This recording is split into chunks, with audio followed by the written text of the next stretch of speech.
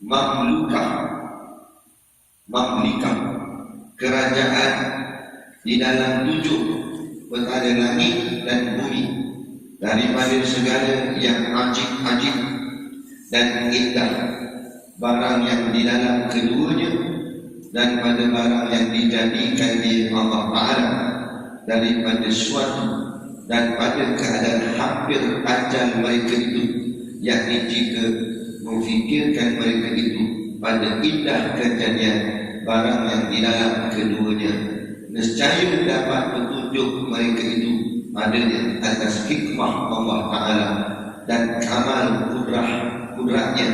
Dan jika memfikir mereka itu pada keadaan hampir ajal mereka itu, maka putuslah angan-angan cita-cita mereka itu, nescaya bersegera mereka itu kepada beriman dan amal yang soleh. Baik, ini kita sambung lagi kitab kita ni di bawah tajuk kelebihan berfikir. Kelebihan berfikir menggunakan akal. Nah, ayat yang lain Allah sebut afala taqilun, tidakkah kamu mahu berfikir? Itu Allah cipta kita ni, Allah berikan kepada kita ni satu makhluk yang bersama dengan kita, namanya akal. Akal untuk kita berfikir. Kemudian ada ayat di firman Allah Ta'ala, Allah sebut awalam yanzuru fi malakutis samawat, tidakkah, awalam itu maknanya tidakkah mereka itu, yanzuru ni asal kata nadhara maknanya tilik di sini dengan melihat. Tidakkah mereka itu melihat fi pada malakuti, malakut maknanya kerajaan, as-samawati wal ardi, kerajaan langit dan juga bumi. Tidakkah mereka melihat perkara-perkara yang ajaib yang berlaku pada langit dan juga bumi? Surah-surah begitu maknanya. Wama, dan tidaklah khalaqallah, Allah menciptakan min daripada syai'in sesuatu itu, wa an asa ayyakuna qad iqtaraba ajaluhum, dan bahawa bagi mereka itu akan hampirnya ajal mereka itu, dekatnya ajal. Ini suratul A'raf, suratul A'raf ayat 185. Kemudian maknanya dengan dan tiadakah menilik itu maksudnya melihat, dan tiadakah melihat mereka itu. Siapa mereka itu? Yakni kafir Mekah. Ayat ni masa Nabi dapat ayat ni, maka ayat ni ditujukan kepada orang kafir Mekah lah. Tapi Nabi tuju kat kita semua lah maknanya. Jadi seolah-olah Allah cakap kat kita ni bahawa tidakkah kamu kita semua ni menilik, yakni melihat. Dengan maksud melihat tu dengan maksud apa? Melihat kan maksud melihat ni dua. Satu melihat dengan zahir, yang kedua melihat dengan batin. Melihat dengan zahir tu maknanya dengan menggunakan mata kepala ni, mata kepala kita tengok ni, tu maknanya melihat dengan zahir. Yang kedua melihat dengan batin, artinya melihat dengan mata hati. Maksud melihat dengan mata hati itu maknanya berfikir. Suatu bila kita tengok sesuatu, selalu ni kita akan fikirkan sesuatu. Kita tengok tanah, kita mesti fikir nak buat apa dengan tanah, nak buat kebun ke, nak buat rumah ke, nak buat. Jadi melihat tanah tu mula-mula dengan mata kepala, tapi akhirnya dia melihat pula dengan mata hatinya. Mata hati itu makna dengan berfikir. Sebab tu Allah kata awalam yanzur, dan tidakkah mereka itu, yakni kita semua, dan tidakkah kamu semua itu melihat di sini dengan maknanya berfikir, dengan mengambil fikir pada mamlikah kerajaan di dalam 7 petala langit dan juga bumi. Tidakkah kamu melihat langit dengan bumi? Maksud melihat ni, mula kita melihat dengan mata kepala, kita tengok langit, kita tengok bumi. Tengok bumi, maksud tengok langit, tengok bumi itu maknanya tengok alam, tengok ciptaan Allah ni yang Allah cipta semua ni. Kan? Kita tengok langit tanpa tiang, bumi ni berubah siang dan malam, hujan turun. Kita tengok dengan mata kepala, membawa kepada mata hati. Ada dengan berfikir pula, fikir macam mana langit ni boleh tegak tak ada tiang, macam mana hujan boleh turun, mana datang air tu. Mana kita fikir tu dengan mula-mula dengan melihat tu dengan mata kepala, lepas tu membawa kepada menilik dengan mata hati, yakni dengan cara berfikir. Itu hikmah kenapa Allah ciptakan mata untuk kita. Bukan tujuan Allah cipta mata untuk kita melihat maksiat, tidak, ataupun melihat keuntungan dunia kita semata-mata. Bukan mata ni nak melihat tengok duit kita banyak, bukan itu. Boleh tak tengok duit banyak tu, tapi melihat dengan mata hati pula, duit banyak ni aku nak buat apa? Sampai bila? Dalam aku mati bukan boleh buat apa duit ni, baik aku sedekah sikit. Itu makna melihat dengan mata hati. Walaupun permulaannya melihat dengan mata kepala, membawa kepada melihat dengan mata hati, yakni dengan berfikir. Fikir kita ada apa yang kita ada, nak buat apa. Dengan mengambil fikir pada mamlikah kerajaan di dalam 7 petala langit dan bumi, daripada segala yang ajib-ajib. Ajib ni maknanya pelik. Tengok kejadian Allah yang kita rasa macam pelik. Tengok, kenapa ketam jalan sengit? Dia kata ketam ni jalan tak betul ni sebab dia jalan sengit. Apalah tak betul? Kalau tak betul mesti dia slow, tapi kita tempuk tu dia berlari lagi. Maknanya memang sengit tu betul bagi dia. Ya, bagi kita memang nampak macam tak betul, tapi bagi dia betul. Itu pelik tu, ajib-ajib. Pelik macam mana langit ni boleh tegak. Kita fikir benda yang pelik-pelik, benda yang ajib-ajib dan indah, cantik kan. Kita tengok, cuba sekali-sekala tu, daripada duduk sibuk dengan dunia, sekali-sekala kita makan pagi kan. Sarapan pagi tu makan roti canai ke mana, tiba kan kucing datang. Selalunya kucing datang, kita tengok bulu kucing, tengok halus-halus. Contoh kucing tu warna coklat campur hitam, kata contoh gitu. Kita tengok daripada warna coklat tu ke warna hitam, dia mula coklat pekat, lepas tu halus, lepas tu masuk hitam. Cantik Allah buat. Manusia boleh buat macam tu. Manusia kalau cat serapih coklat, serapih hitam, mana boleh coklat hitam? Boleh. Halus. Allah cipta tu halus. Macam ni siang dan malam. Saya pernah untuk guru saya kata, siapa boleh buat macam Allah buat? Siang berubah malam, malam berubah siang. Maksudnya berubah dia tu sampai kita tak perasan, tahu-tahu gelap dah. Sampai kita tak perasan, tahu-tahu terang dah. Sekali itu saya duduk kat satu surau. Surau tu depan dia bertikap. Jadi kita duduk di samping depan ni. Saya kata saya nak tengok macam mana perubahan daripada siang ke malam. Nak tengok. Saya pun duduk depan tu tengok lagi. Tunggu dengan setianya tengok lagi bila nak gelap. Tunggu lama. Lama-lama mesej masuk. Lalu pula kita tengok mesej. Angkat telefon, tengok balik, bukan reply pun, baru tengok pandang depan balik gelap. Apa makna? Maknanya inilah kuasanya Allah.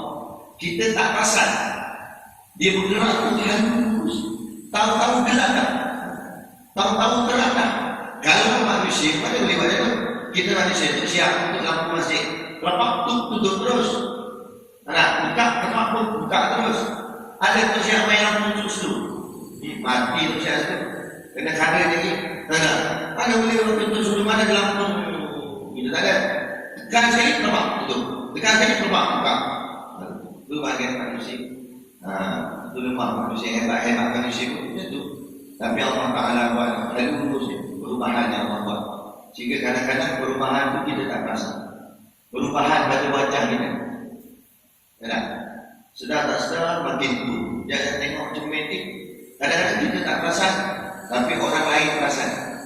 Orang yang lama tak jumpa kita, lain dah lama ke kan? Badan susut dah. Kita rasa macam biasa je badan kita ni. Jadi jumpa-jumpa kata makin kuruh ni, sakit tu. Ada pun makin umur nak tengok sekarang ni, makin berisi pula. Dan kita rasa macam badan kita bukan dari dulu macam ni. Kita rasa macam biasa, kita tak perasan. Sebab perubahan itu sikit halus. Ini kuasanya Allah Ta'ala. Hebat. Patut fikir, patut dengan cara melihat pun kita macam mana aku fikir. Mamlekah kerajaan di dalam 7 dari langit dan bumi. Saya tengok anak saya kecil baby. Kita pergi balik kuliah, makin panjang. Lepas tu makin dalam boleh jalan. Boleh dari dah. Makin besar. Bila dia besar?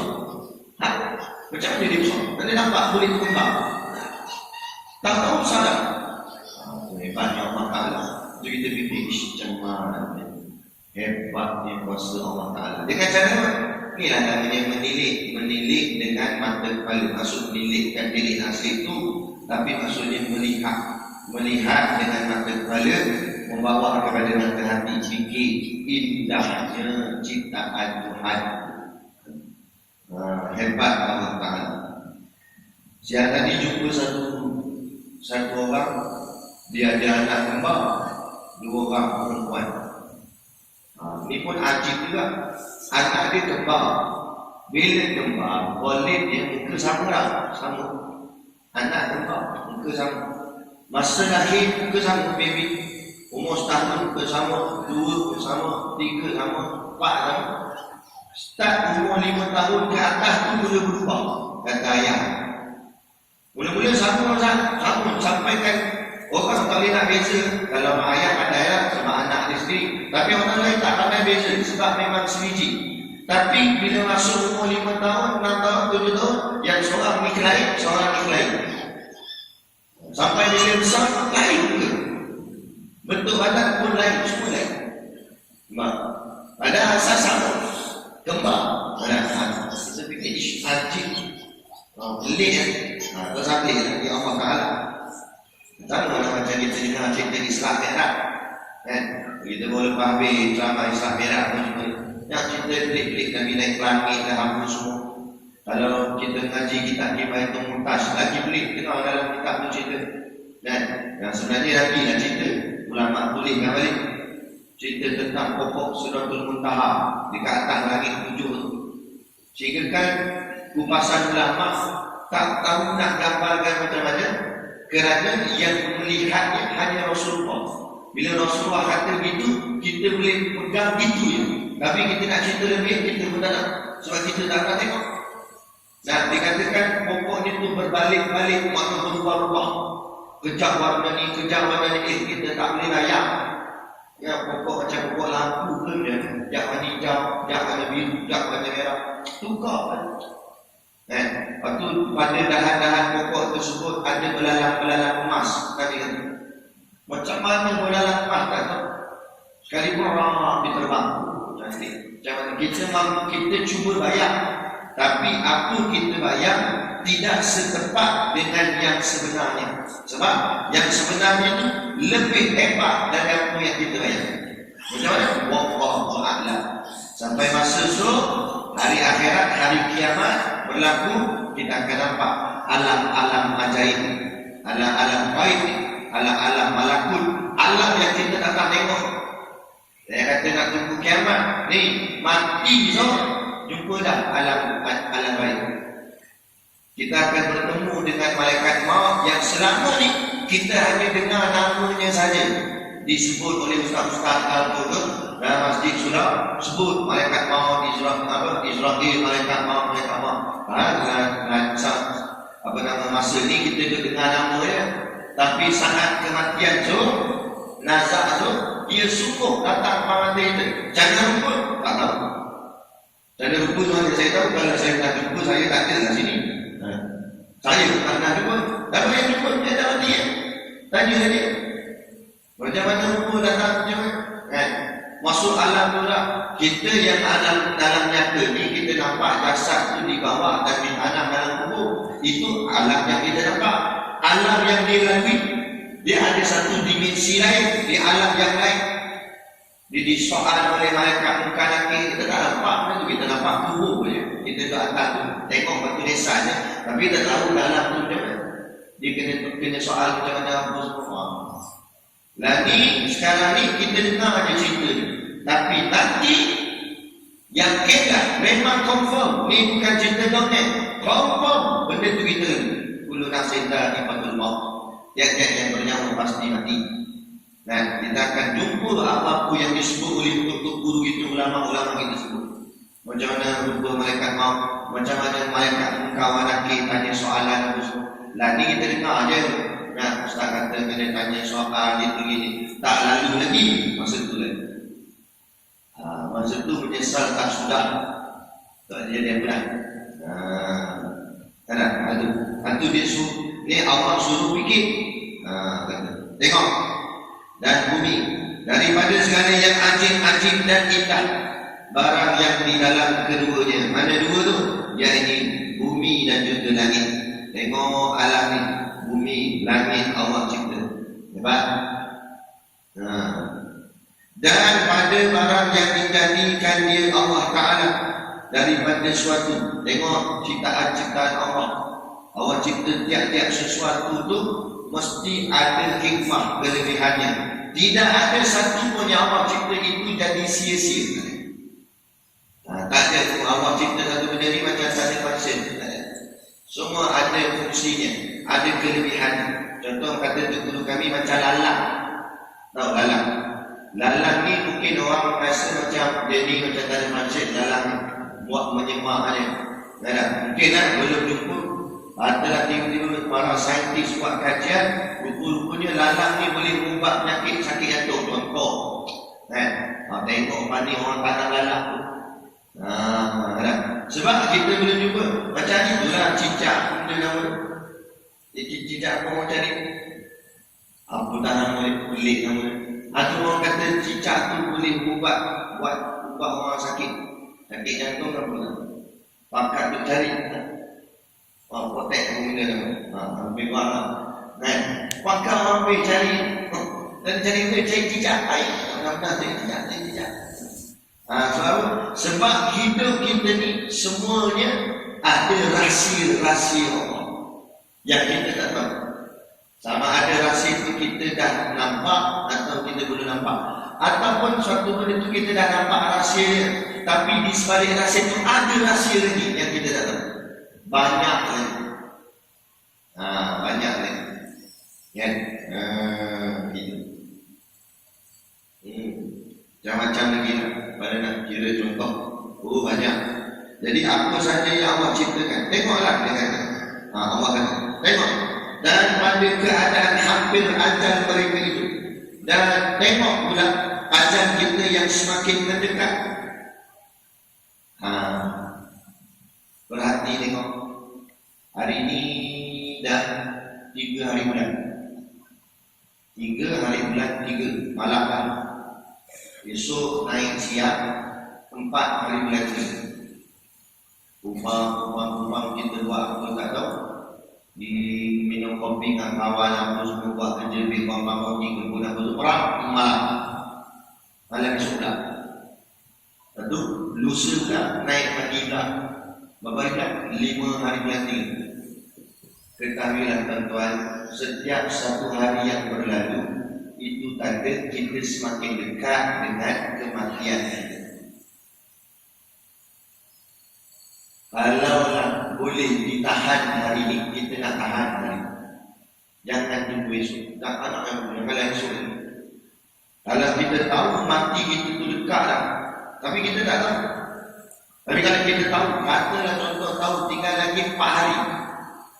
Agak-agak kita nak esok. Kita kata buat lambat sikit hari ni, jangan sampai cepat kan esok. Sebab tak lama ni tinggal 4 hari. Bila kita tak tahu. Dari hari ke hari, dari hari ke hari, dari minggu ke minggu, dari minggu ke minggu, dari bulan ke bulan, dari tahun ke tahun. Makin lama makin dekat, makin lama makin dekat. Ajal kita. Kita tak tahu bila. Kalau kita umur dah 60, rasa-rasa boleh pergi lah 70. Putih, putih semua dah. Rambut putih, pisai rambut putih. Dulu hidung pun putih lah. Kulit dulu, apa nama, straight. Dan digit, dan ni kedut. Jadi kita tengok tangan kita. Ingat balik tangan kita zaman muda dulu. Oh, dulu nampak tegak. Bulan ni kedut-kedut lah. Nampak habis bentuk tulang. Maka maknanya kita ni lama lagi ke atau dekat kan? Dekat tak? Kalau kita 60 dah, kita pun tak confident boleh pergi 70. Kalau dah 70, rasa-rasa boleh tak pergi 75. Kalau dah 75, agak-agak boleh tak naik satu je, 76. Pun boleh tentu. Saya kata yang 50, 60, 70 ni, yang 20 pun belum tentu boleh pergi 21. Jadi tengok saya agak dia tak ada sakit, memang tak sakit, mati bukan mesti dengan sakit. Kadang sebab aksiden, langgar motor, meninggal di apa nama belah Pantai Remis tempat kami. Kalau tengok macam pelik juga, tapi tengok kalau motor langgar kereta tak pelik biasalah, benda kecil langgar benda besar. Ini kecil dengan kecil. Lepas tu motor boleh silap gitu. Ini boleh dia tempat tak tu mana. Kena dulu motor. Kebetulan yang songkang tu, dia bawa minyak petrol atas botol atas harga motor dia. Mungkin ada nak buat apa tahu nak isi apa-apa ke tak tahulah. Dia isi minyak petrol, dia pun dalam botol, dia letak atas harga motor. Bawa-bawa, boom, accident. Minyak tu terpecik. Atau bila dah keluar kan dia ada gesekan besi ke terpecik api, nyala api, mati pun api. Maka orang kat situ juga orang nak tolong tak boleh, nak dekat tak berani, api nyala. Saya nak buat perahu macam tu, tolong. Masih hidup ni. Tapi ulama kata orang yang mati terbakar ni mati husnul khatimah, mati baik. Moga-moga lah dia mati baik. Tapi kita tengok tu sedih. Dia minta tolong, orang nak tolong juga api kuat. Orang pun tak berani juga dah. Orang boleh tengok kan. Nak padam yang main dengan minyak petrol padam sifat air dia tetap nyala. Sebab minyak petrol ni gas. Dia tetap nyala. Tak jadi apa tak. Itu masih biar. Tunggu sampai retuk, yang boleh sampai padam, retuk balik. Gerah aku lah. Bawa pergi ni, nak buat postmortem ni. Kan? Tengok. Kita tengok tujuh kita pergi. Itu nasib diri dia. Nasib aku macam mana pula? Tak tahu. Dia pun tak sangka dia mati. Dia pun tak tahu hari itu dia mati. Kalau dia tahu hari itu dia mati, dia bawa apa tu? Tahu lah. Sebab dia tak tahu. Sebab dia tak tahu, dia dia. Macam kita tak tahu. Kita pergi balik kerja. Dulu sana kuliah sini. Di sana sini. Orang macam tu Ustaz, tak mau keluar, nak di rumah saja. Jadi kan di rumah saja tak mati lah. Mati boring kan? Tak tahu nak apa mati je. Kan? Mati lah. Kalau terbang jatuh, orang jatuh. Pokok tumbang jatuh atau rumah, dia duduk dalam rumah, perang saja. Mati lah. Mati ni bila-bila dan mana-mana saja. Tak boleh nak lari daripada dia. Sampai ajal, tetap mati. Walaupun kita cuba mengelak daripada mati, dia tetap mati. Jagalah kesihatan macam mana pun, mati tetap mati. Lepas tu tak payah jaga kesihatan lah. Tak salah nanti. Kesihatan tetap jaga. Dan untuk kelangsungan hidup, tapi jangan faham dan dengan makan ubat umur kita panjang. Tidak. Umur tetap umur. Sampai ajal tetap sampai ajal. Tapi kesihatan kita kena jaga. Sebab Allah suruh jaga kesihatan. Jangan merosakkan diri kita ke dalam benda yang boleh merosakkan kesihatan kita. Wala tulqu bi aydikum ila tahlukah. Jangan kamu mencampakkan diri kamu ke dalam lembah kebinasaan. Maksudnya jangan merosakkan diri sendiri. Kita jangan bagi rosak diri kita. Kita bagi elok, makan benda elok. Tapi jangan faham bila makan ubat, oh macam oh. Bila makan ubat, confirm sembuh penyakit hilang. Makan ubat ikhtiar sahaja, makan tetap makan, jaga kesihatan. Kan? Tetapi kematian itu hak Allah. Sehat macam mana pun mati. Orang paling sehat sekali dalam dunia ni tak ada orang lain tak? Doktor lah. Bukan doktor biasa, doktor pakar terus. Doktor pakar, dia belajar bab kesihatan. Maka dia paling sehat ni sebab dia tahu apa boleh makan, apa tak boleh makan. Mana makanan yang bahaya, kolesterol tinggi, dia memang tak usik, dia makan benda yang elok kan. Sebab dia doktor, pakar pula. Mati kan? Mati. Doktor pakar mati. Ini kan pula kita. Nak cerita, mati tetap mati. Itu Allah suruh kita tilik fikir tentang ajal kita yang semakin mendekat. Hampir ajal mereka ini. Yakni maksud ayat ni, dia baru menerangkan apa makna ayat ni. Jika memfikir mereka itu, yakni kita semualah mereka itu, maknanya kita semua. Jika memfikirkan kita semua ni pada indah kejadian barang yang diralat keduanya mana? Bumi dan juga langit. Kalau kita fikirkan kejadian-kejadian Allah cipta ni indahnya, cantik macam mana apa semua ni, nescaya dapat petunjuk mereka itu padanya. Nescaya dengan melihat tu kita dapat petunjuk. Berapa petunjuk teman-teman? Dapat hidayah. Memang betul. Kalau waktu kata itu guru kami, sepatutnya orang yang lagi kuat dia mengaji sains, mana lagi kuat akidah dia, lagi dia nampak hidayah Allah. Tapi kenapa tak jadi begitu? Sebab sains didahulukan daripada Quran, daripada agama. Agama letak tepi. Kita tengok universiti mengaji bidang kedoktoran agama, mana dia belajar agama? Akhirnya dia punya kiblat sains dia kiblat barat. Kiblat pengalaman doktor itu pengalaman saja, bukan barang hakikat. Tapi kalau diletakkan ilmu akidah terlebih dahulu, mengaji dulu mengenal Tuhan. Bila dia mengaji sains makhluk ciptaan ni, ciptaan Tuhan ni, baru dia nampak kaitan ciptaan Allah ni dengan Allah yang mencipta ni. Ada saya pergi mengajar di Penang, ada seorang ustaz. Ustaz tu dia kena penyakit sakit jantung lah. Dia kata tiga ni lah, letak apa tahu dia kata 3 kali operate lah jantung dia, bubuk spring lah, apa lah macam-macam. Dia kata ada sekali tu masa doktor operate dia, jantung dia dibawa keluar tu. Nah, dia kata memang lah Ustaz, sebab doktor mana boleh buatkan sini, dia tudak, potong, keluar letak atas meja. Betul Ustaz? Tak hati ke? Tak hati, kalau mati saya tak ada sini je. Betul. Jantung mak keluar, betul dia ganti apa? Dia pakai mesin tu ganti tempat jantung betul. Tembak gitu. Dia jantung tu atas meja, jantung Ustaz tu atas meja. Duduk, bedah sini. Tu dia jantung mak keluar. Kita dengar serangkap, bukan tengok, dengar. Kalau tengok tu pingsan jantung. Tapi hidup.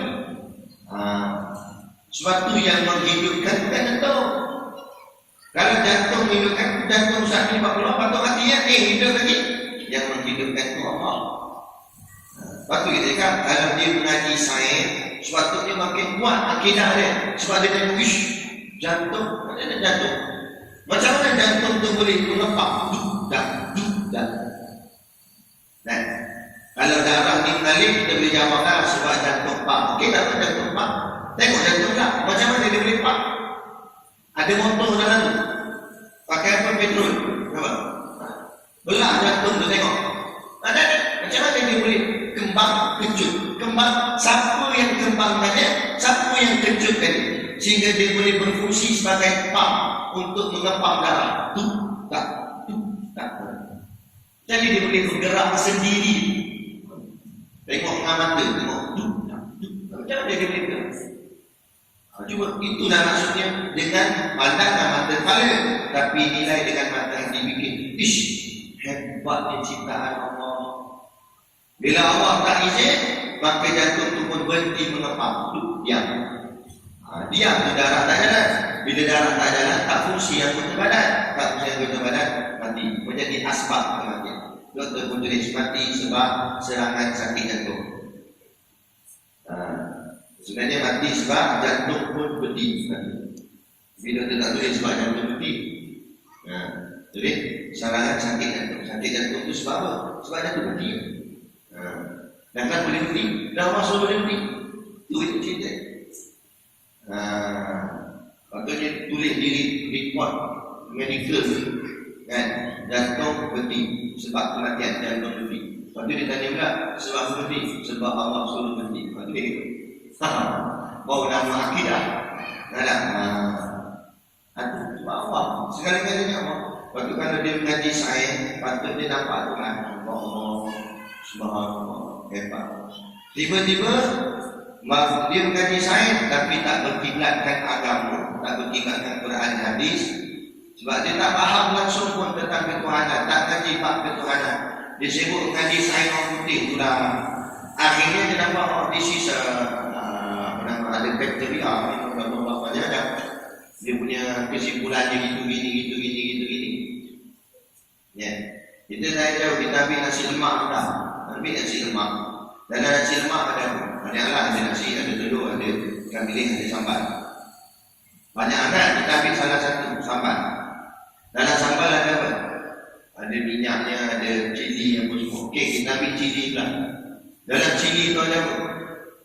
Ya. Mana datang cili ni? Oh, datang cili ni datang daripada pokok cili. Pokok cili tu datang daripada mana? Datang daripada biji benih pokok cili. Benih pokok cili datang mana? Dia ambil. Datang daripada cili. Cili tu datang daripada pokok cili. Lah kali sebenarnya mana dia datang? Dia bermula daripada mana? Itu yang orang tanya, ayam dulu atau telur ayam dulu? Kalau nak dapat kita pun Allah nak cipta ayam dulu boleh, Allah nak cipta telur ayam dulu boleh. Tapi pendapat yang kuat kata ayam dulu. Ya, nisbah kepada Nabi Adam AS. Sebab Nabi Adam AS dicipta bukan daripada baby, tapi terus dengan jasad. Bukan daripada dengan kecil. Kalau macam sama dengan ayam, cipta ayam. Daripada ayam itu telur-telur. Sama tak? Allah cipta Nabi Adam, daripada Nabi Adam datangnya Siti Hawa, baru keluarnya anak, baru keluarnya baby. Ya. Itu ciptaan Allah. Jadi bila fikir sampai dalam, dia tak ada jawapan lain melainkan Tuhan Allah yang Maha Esa. Ya. Baliknya lah kali Allah. Baliknya lah kali Allah. Hanyalah sedalam mana pun ilmu sains, ilmu alam, ilmu dan hujung sekali memang tak ada jawapan melainkan jawapannya Tuhan. Jawapannya Allah. Itu maksud Allah yang satu. Sebab semua kita datang daripada Dia yang satu. Dia yang cipta. Gitu. Itu. Jadi dengan sebab memfikirkan soal anak ini, kata makna ayat Quran ini membawa kepada orang itu akan mendapat petunjuk. Apa petunjuk? Hidayah. Tengok alam ini kita dapat hidayah, dapat petunjuk. Saya tengok tangan kita sekarang. Tangan kita boleh tutup, boleh buka. Ini satu buat semua. Kenapa jari ini tak sama panjang? Nampak macam kenapa tak sama panjang? Tapi Allah cipta terbaik dah. Sebab bila kita tutup, dia bertemu semua. Baru senang nak pegang sesuatu, nak makan nasi ke apa. Cuma kalau jari ini sama panjang semua, bila tutup ini kan jadi terlebih sana. Allah buat perfect dah. Allah buat ini sempurna semua. Tak ada satu boleh buat macam mana Allah buat. Cabarlah satu-satu. Tapi masalah orang putih kafir ni, dia cuba nak cabar Tuhan. Orang jemput nak cabar Tuhan. Dia nak cipta robot seperti manusia. Yang terbaru dia tengok, ada dia cipta robot tu ada perasaan. Kalau kita buat kelakar dia gelap. Lalu kalau kita marah dia menangis. Dia perasaan tak apa. Dia nak sebenarnya tujuan dia tu nak mencabar Tuhan. Dia nak buat satu ciptaan yang macam mana Tuhan cipta. Cipta ni, inovasi ni dari segi hukum agama asalnya tak salah. Melainkan dengan syaratnya tu ciptaan itu ada tujuan memudahkan kehidupan kita. Contoh dicipta kereta, kenderaan itu apa? Untuk memudahkan perjalanan yang jauh. Supaya kita boleh pergi satu tempat dengan kadar yang cepat. Dicipta kapal terbang, helikopter dan sebagainya. Kita salah itu untuk membantu urusan kehidupan kita. Dicipta mesin basuh, memudahkan kita nak basuh baju. Kalau nak basuh dengan tangan kan, takut tak cukup masa, lagi nak pergi masjid lagi, gitu gini, dicipta. Jadi tujuan ciptaan itu untuk bantu kita je. Tapi dah buat cipta robot ada perasaan tujuan nak bantu apa? Itu kan untuk memudahkan urusan. Ini seolah-olah mencabar ciptaan Tuhan. Konon macam nak buat, macam mana Tuhan buat, ini yang salah. Kalau ciptaan itu untuk membantu urusan kerja kehidupan kita, tak apa, tak ada salah. Ini tujuan nak buat macam mana Tuhan buat. Kalau dia pergi orang putih, masalah pula, dia buat cara lain pula, dia tak buat robot. Dia pun tak pandai buat robot. Tapi dia pandai buat genetik. Dia campur-campurkan genetik. Dia campur genetik manusia, sperma manusia dengan sperma rimau. Supaya manusia ada sifat rimau, aku semua boleh keluar taring. Tak ada. Dia buat kacuk. Dia buat kacuk babi dengan lembu. Dia buat macam-macam. Dia buat kacuk sana, kacuk sini. Merosakkan alam. Tak ada. Kalau kita pun tak nampak 2-3 hari mati. Memang Allah tak izin. Sebab inilah ucapan Tuhan. Tuhan dah buat elok-elok makhluk tu macam tu pun nak campur. Ada. Apa tujuan? Nak buat apa kita punya Allah dah buat dah elok dah gitu lah. Lagi campur. Kan? Nak merosakkan alam. Ini je. Sebab apa? Sebab nak mencabar ciptaan Tuhan. Yakni jika memfikir mereka itu pada indah kejadian barang yang di dalam keduanya, nescaya dapat petunjuk mereka itu padanya atas hikmah Allah Ta'ala. Dan kita kena faham, apa saja Allah cipta ini tidak bersebab. Sebab kalau bersebab, maknanya Allah memerlukan sesuatu. Tidak, Allah tidak memerlukan sesuatu. Macam Allah sebut, wa ma khalaqtul jinna wal insa illa liya'budun. Taklah aku jadikan jin dan manusia melainkan untuk mereka menyembah dan beribadat kepadaku. Ulama jawab li itu bukan lam tahlil tapi lil hikmah. Maknanya bukan sebab.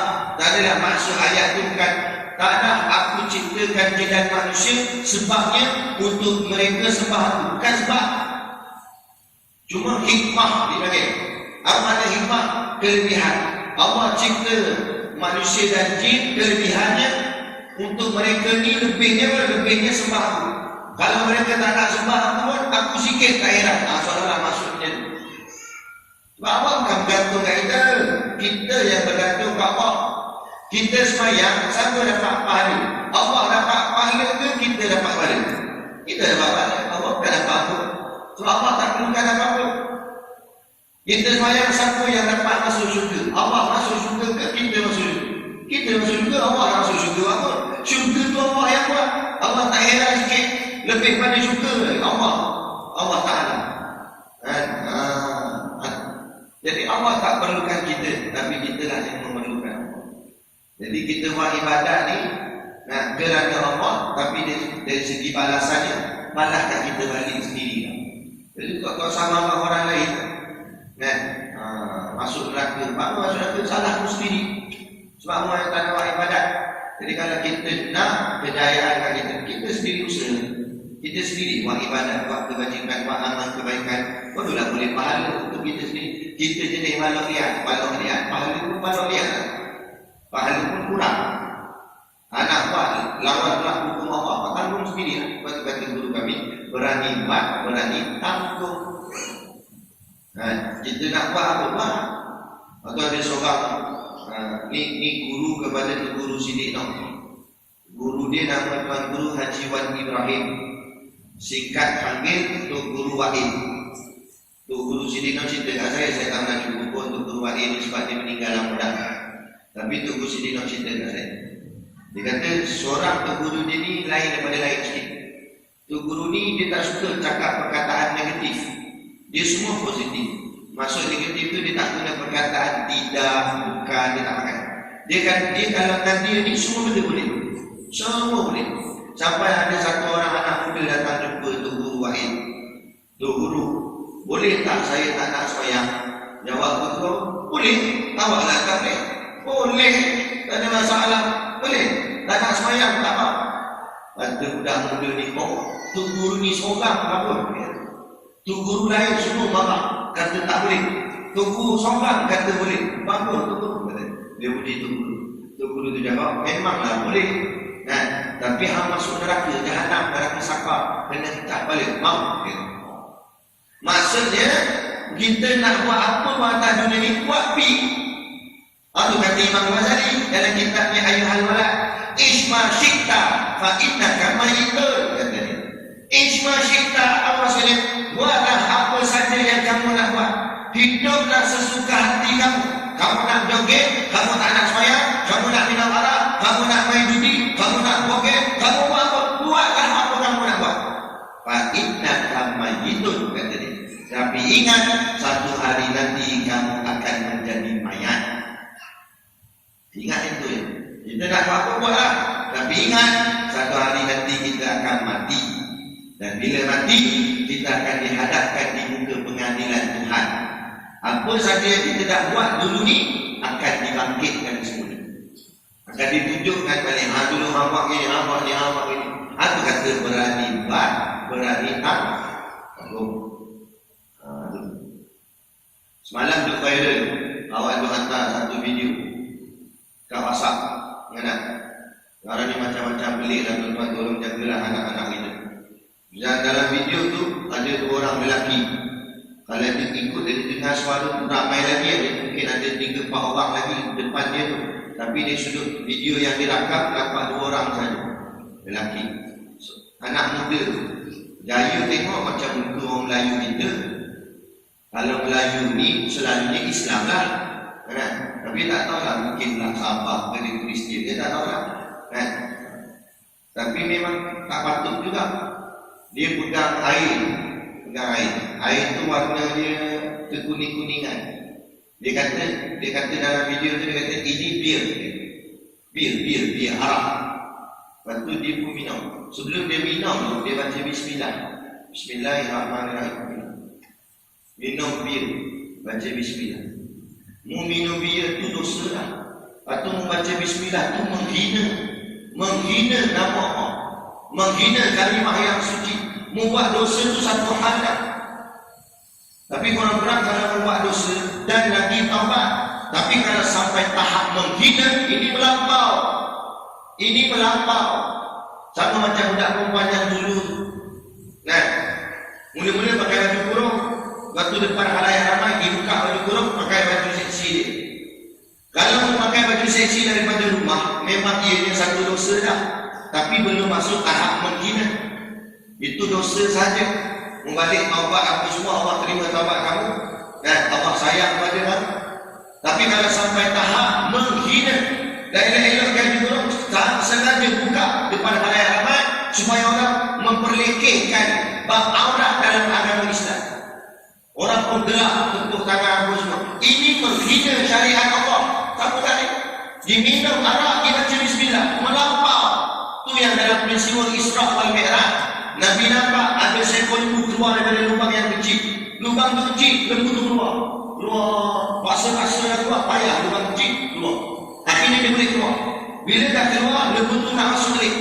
Bila nak masuk balik, tak lepas sebab lubang kecil. Dia sondor. Tapi tak boleh masuk. Nabi tengok benda tu. Nabi tanya malaikat Jibril, apa ini ya Jibril? Nabi tanya. Malaikat Jibril jawab apa? Inilah umat Tuhan kamu. Inilah umat kamu wahai Muhammad. Dan umat Nabi Muhammad, mereka bercakap dengan sesuatu perkara yang melampaui batas. Mereka cakap yang berlebih-lebih sangat, sehingga kan mereka nak patah balik dan tak budi. Ini tahap nampak. Minum arak itu bukan kita kata tak apa, tapi jahat-jahat dia minum arak, dia rasa insaf taubat satu hari nanti, dia tinggal arak, Allah ampun dosa dia. Silat-silat boleh jadi kekasih Allah. Tapi kalau sengaja minum arak dan tahu dah benda tu haram, apa mungkin baca bismillah. Ini main-main, ini melampau. Nak melampau gini nak patah balik, tak boleh lah.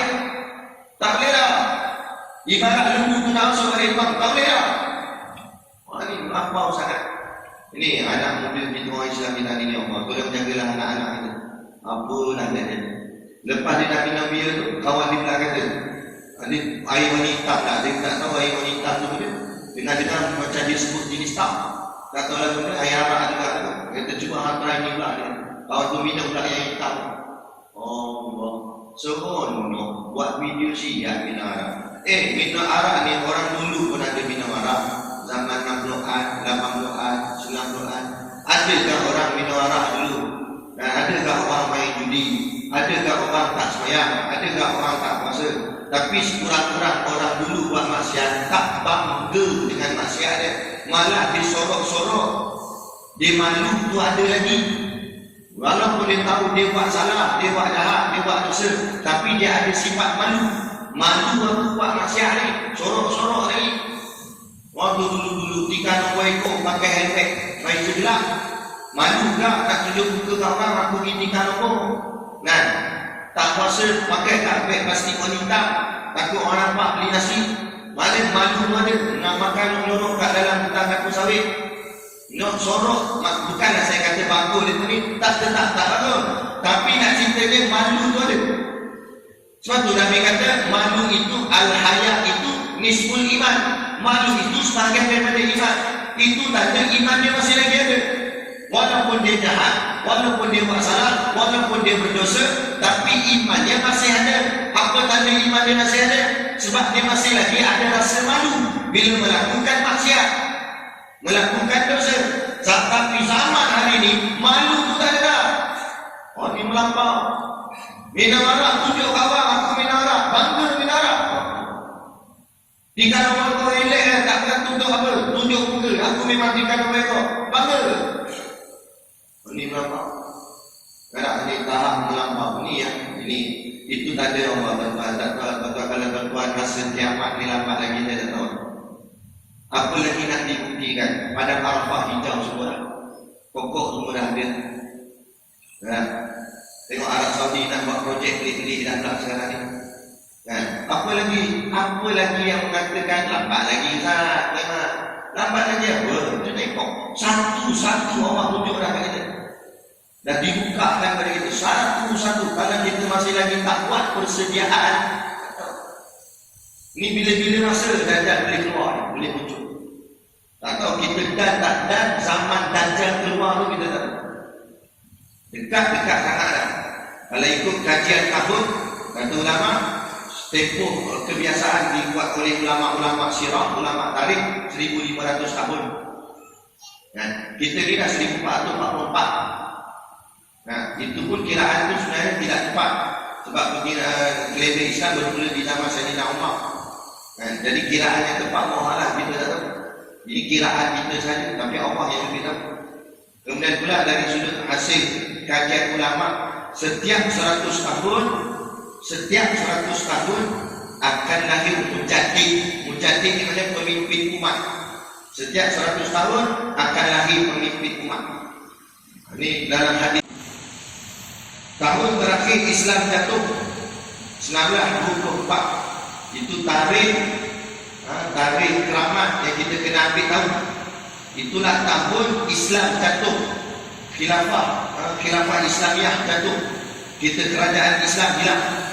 Dulu Islam ada kerajaan Turki Utsmaniyah, sehingga kan seluruh penduduk dunia ni tak berani usik orang Islam. Sebab orang Islam ada kerajaan besar ni. Sekali musik, mereka turun tentera, ranah kamu. Takut dengan kerajaan Islam. Sebab Islam ada kerajaan Turki Utsmaniyah. Tapi akhirnya zaman pemerintahan Kamal Atatürk, ini musuh Islam dan bertopengkan Islam, mengaku Islam tapi sebenarnya munafik. Gamal Atatürk menjatuhkan sistem khilafah Islam. Dibuang Sultan pemimpin khalifah, dibuang, dilucutkan jawatan, dibuang daripada negeri.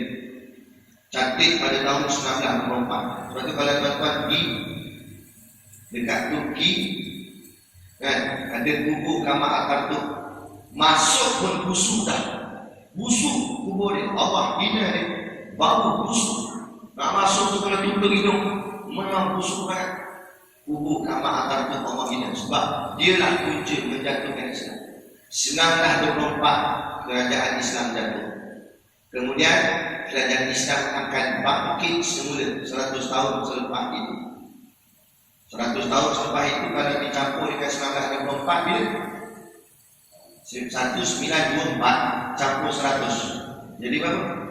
2024. Jadi tahun kita ni berapa? 2023. Mana setahun ni? Apa nak jadi orang tak tahu. Kemungkinan akan bangkit pemimpin umat ini. Ada pendapat ulama mengatakan kemungkinan besar Imam Mahdi. Allah tak tahu. Sebab ini rahsia Allah. Cuma kita boleh orang cakap apa?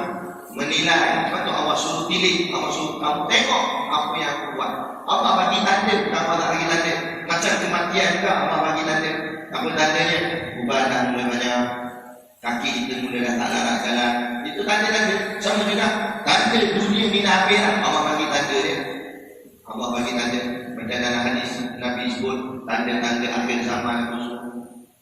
Yang saya yang terbaru saya dengar, Profesor Dr. Wafa ini suka mengkaji tentang sejarah, mengkaji tentang dunia perbahasan akhir zaman. Dipanggil ilmu eskatologi. Ini macam Ustaz Auni yang semua tu. Dia ni dia belajar satu bidang khusus. Bidang tu belajar tentang akhir zaman, kaji tentang hadis-hadis akhir zaman tu semua. Jadi kata Profesor Dr. Wafa, menurut kajian saintis dia kata sebelum ni pelat bumi di dalam tanah kita ni, dalam bumi ni dia bergerak.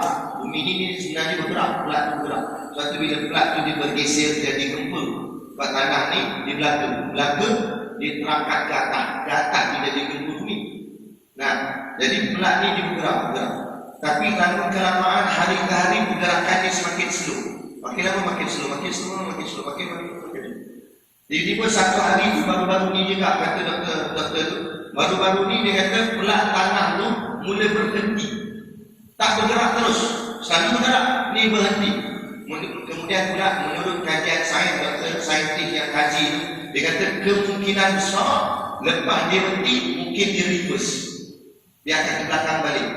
Bila dia kalau ikut kajian sains kita kait dengan hadis Nabi, ada kemungkinan juga betul benda tu.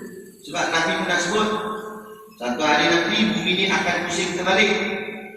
Kan? Nabi kata matahari terbit di sebelah asalnya sebelah timur. Selalu ni kita ni tiba-tiba matahari terbit sebelah barat. Kenapa jadi terbit sebelah barat? Sebab bumi pusing terbalik. Dan benda itu tak mustahil. Ini kajian demi kajian, dan kajian yang kaji itu memang orang putih. Tapi kajian mereka bila kita kait dengan hadis Nabi, nampak ada persamaan. Jaga tuan-tuan. Kalau kita masih lagi berlengah-lengah, boleh berilek-ilek dalam sudut agama ni. Tapi jangan sampai berhenti kerja pula. Kerja tetap teruskan, dunia kita jalankan. Cuma dalam masa yang sama kita buat persediaan akhirat kita. Jangan sibuk balik ke dunia, sibuk balik ke kerja, apa amalan pun tak ada. Siang kita dah sibuk dengan urusan duniawi kita bekerja. Malam duduk masjid dah. Siang dah duduk jabat, dah duduk kopi lah, duduk inilah macam bagian dunia. Malam duduk sini lah, duduk rumah-rumah. Solat berjemaah, ada kuliah jemaah. Okey lah, tadi pun kira okey lah. Jadi hamba yang soleh kan. Walaupun kita tak alim, walaupun kita tak warak, paling tidak kita jadi orang yang soleh.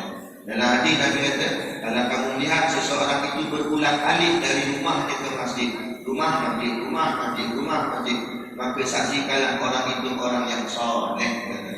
Jadi orang itu soleh benar. Di balik masjid, okey tak? Ini masjid pun nak buat tak tuli kiamat dan hari dekat. Yang maklumat saya dapat pula daripada Ustaz Abdul Khairi ada satu ceramah ni. Sebab Ustaz Abdul Khairi ni sekarang dia banyak fokus kepada umrah, dia bawa jemaah pergi umrah. Jadi dia banyak duduk di sana di Madinah. Dia kata yang terbaru kerajaan Arab Saudi sebelah Masjid Nabawi itu mereka nak kosongkan, mereka buat projek. Dulu ada orang niaga-niaga tepi tu jual-jual, sekarang semua dah dihalau keluar lah, dikosongkan, direnovate tempat tu. Dengan kata nak dibangunkan hotel-hotel mewah, hotel-hotel style orang kafir ni hotel. Dan dia kata tak mustahil satu hari nanti kemungkinan besar tuan-tuan pergi Masjid Nabawi, tuan-tuan tengok sebelah Masjid Nabawi ada orang tak pakai tudung, ada orang lelaki pakai seluar pendek. Tak pelik benda. Sebab suasana budaya Arab ni dah mula berubah ke arah nak ikut kemodenan kafir. Dan boleh nak gaya hilangkan pakaian sunnah dia jubah apa semua ada. Ada suatu orang Wahabi dia kata pakai jubah ni bukan sunnah tapi pakaian Arab. Bagi kita ahli sunnah wal jamaah, apa saja yang dipakai Nabi ianya sunnah.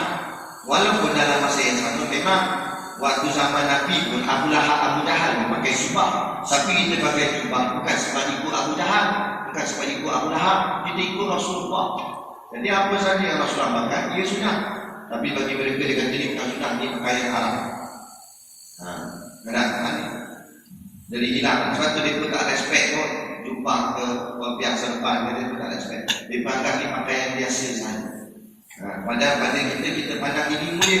Sebab ini datang daripada Rasulullah. Kan? Tapi dah makin lama makin rosak, makin lama makin rosak. Jaga tuan-tuan. Kita ni mengingatkan sama kita. Sekurang-kurangnya kalau awak tanya saya dah nyampai, saya dah nyampai.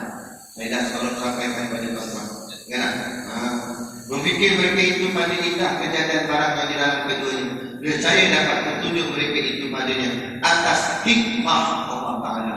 Semua Allah cipta ni ada hikmahnya, ada kelebihannya. Bukan dengan bersebab. Allah tak mengambil sebab terhadap makhluk. Tapi Allah cipta ini atas hikmah, kelebihan Allah Ta'ala. Hikmah Allah. Dan kamal kudrahnya, yakni kamal artinya sempurna, kudrah kekuasaannya, yakni sempurna kekuasaan Allah. Allah cipta semua ni, Allah nak tunjukkan hebatnya kuasa dia Allah. Macam Allah cipta malaikat, bukan Allah memerlukan malaikat, tapi Allah cipta malaikat sebab Allah nak tunjuk kuasanya aku boleh cipta satu makhluk yang namanya malaikat. Macam malaikat Jibril, tugas dia hantar wahyu ke Nabi. Allah boleh direct wahyu itu terus masuk ke Nabi tanpa melalui malaikat Jibril. Tapi kenapa Allah cipta malaikat Jibril? Allah nak tunjukkan kuasa dia. Tengok aku berkuasa. Boleh cipta satu makhluk yang dia boleh hantar wahyu. Allah nak tunjuk kuasa. Contoh macam saya nak bagi nampak contoh kalau nak mudah faham ni macam ni. Contoh. Adalah kipas ni tak on lagi. Kipas ni tutup. Saya boleh bangun berjalan kat kipas tekan switch. Saya boleh buat sendiri. Tapi saya nak tunjukkan power saya. Saya tak nak guna diri saya. Saya kata, kamu bangun, pergi tekan switch kipas. Kenapa saya tak buat sendiri? Padahal saya mampu buat sendiri. Tapi saya nak tunjukkan power saya. Saya boleh suruh orang. Saya boleh buat orang tu tekan kipas. Kata, kamu bangun, pergi tekan kipas. Dia pun bangun tekan.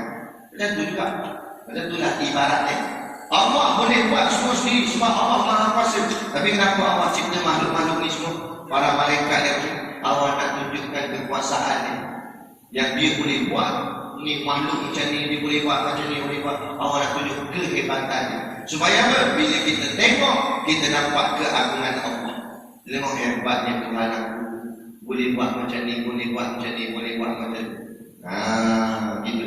Itu sebab Allah cipta alam ni semua untuk kita perhati tengok betapa kuasa dia Allah Ta'ala. Itu maksudnya.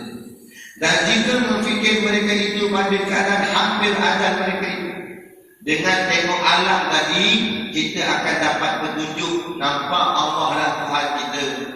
Kita makin kuat lagi banyak kita melihat alam dengan mata hati kita, dengan berfikir yang dalam-dalam akan membawa kuatnya keyakinan kita pada Allah.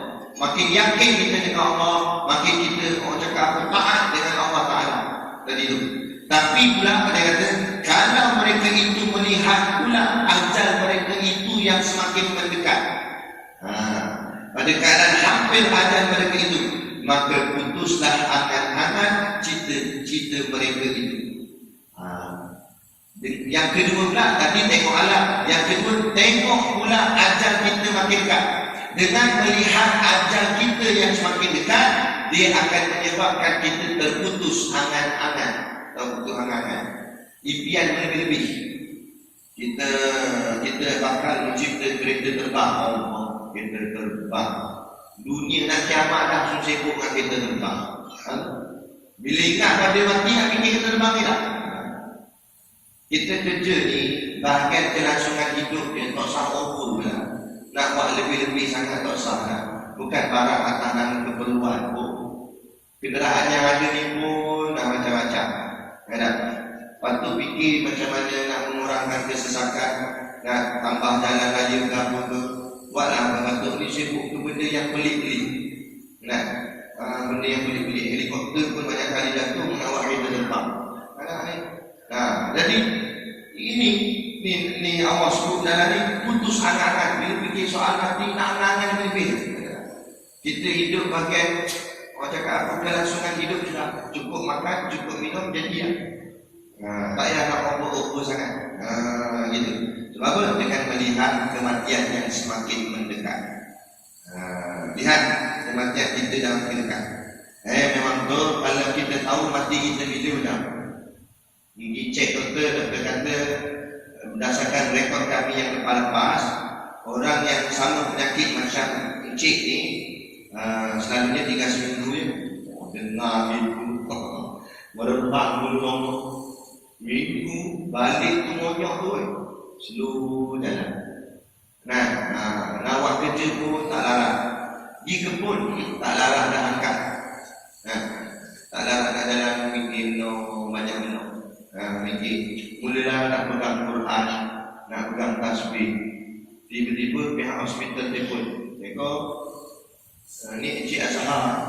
Kebetulan bukan Azhar sini, contoh kan. Ya saya, minta maaf cik, tadi yang makluman tadi itu kami tersilap tengok. Itu rekod katil juga, bukan katil cik. Kalau kan saya ciknya apa lama lagi hidup dia rasa. Sebab cik yakin nuklear. Silap kok, tengok lepas tu lompat balik. Tadi bukan main je muka. Bila ingat kepada kematian, terputuslah angan-angan. Apa maksud angan-angan sini? Cita-cita dunia. Hubur dunia tu, cita dunia tu hilang. Bila melihat akan kematian yang semakin mendekat. Yang jadi ulun hari ni orang dengan dunia sebab dia sangka matinya lambat lagi. Matinya lambat lagi. Kita ni lambat. Kita lebih kenal badan kita banding orang lain. Betul tak?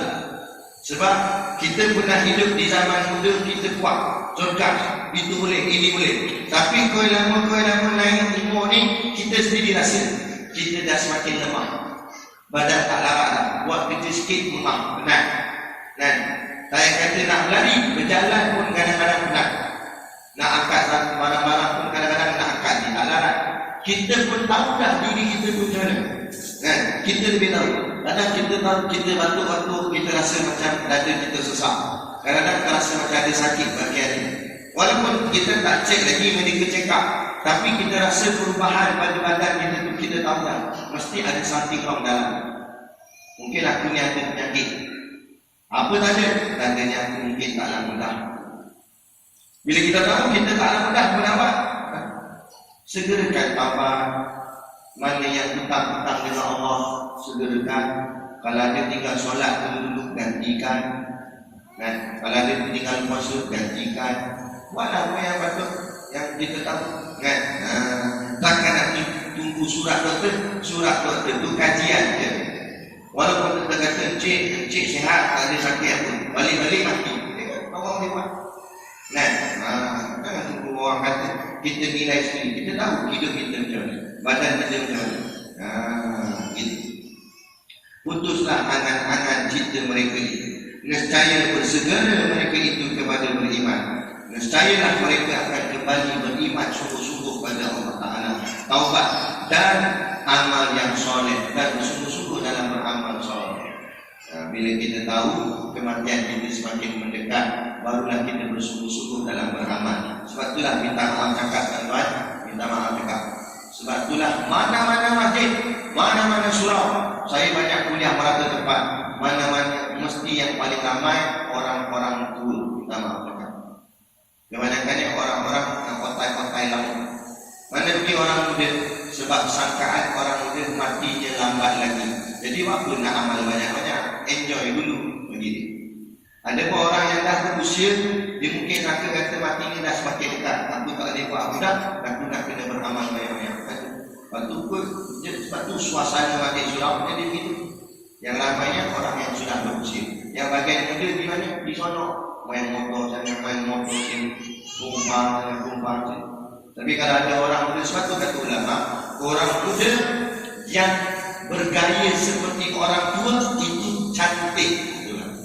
Tapi kalau orang tua bergaya seperti orang muda, itu bermasalah. Nah, dia ni muda-muda, tapi gaya hidup dia macam dulu. Kita kan rajin di masjid, banyak jaga, macam orang tua ni berangai. Nah, elok dia jaga apa semua, ini cantik.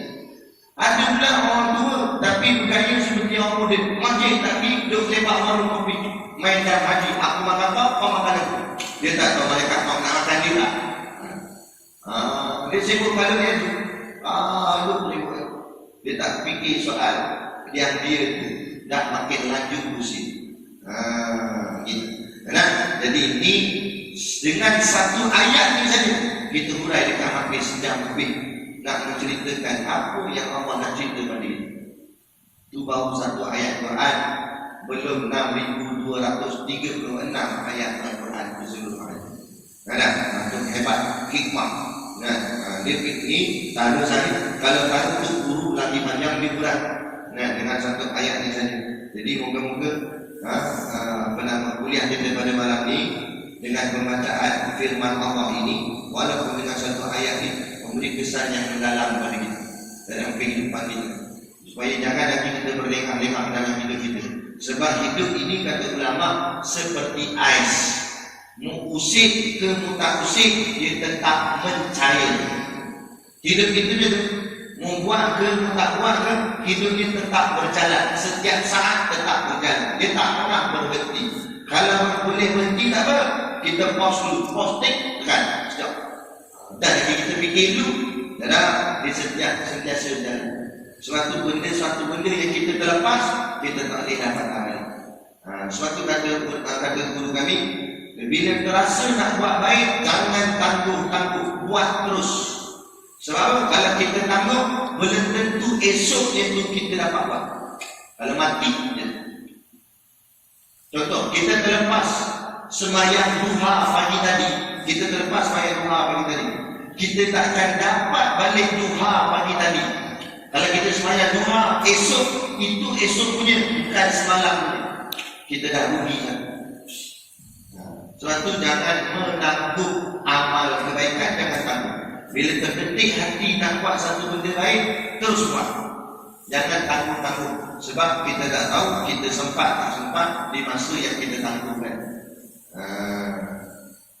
Rasa nak pergi umrah, ni cari terus. Mana-mana orang yang boleh bawa kamu, pergi terus.